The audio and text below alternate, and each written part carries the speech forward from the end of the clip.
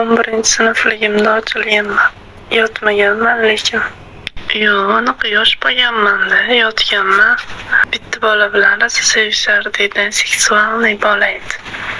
Telefonda menga Telegramdan o'shanda birinchi planshet ishlatganman 10-sinfligimda. Tog'am tug'ilgan kunimga sovg'a qiluvdi-da.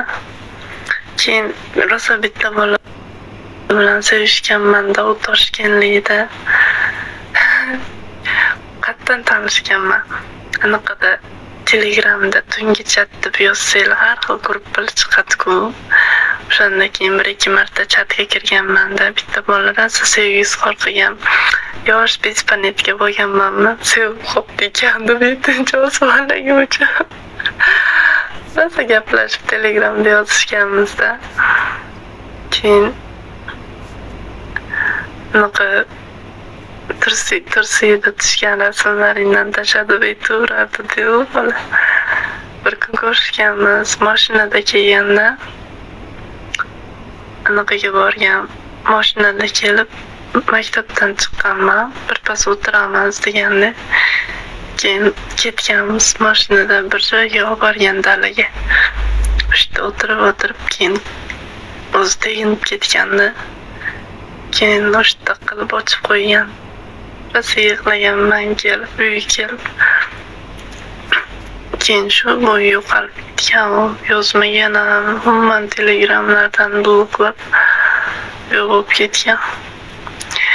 Men tutuga o'xshab qolaverganman. Tushunmaganman, u paytda to'g'risi rosa bespanetka qiz bo'lganman. Hozir ham shunaqa bor. Mazamni sevganini beraman. Mazamas, lekin bu payt kichkina bo'lganmizmi? Tushunmasdan rosa qiynalganman.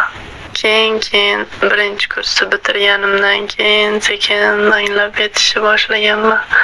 Teshi ham hammaga kerak ekan deb. Holda yurdim, qarasam pul tushibdi-da keyin. Tushdi dedi, telefon qilasizmi deb yozdi. Hozir dedim-da, hammomga kirdim.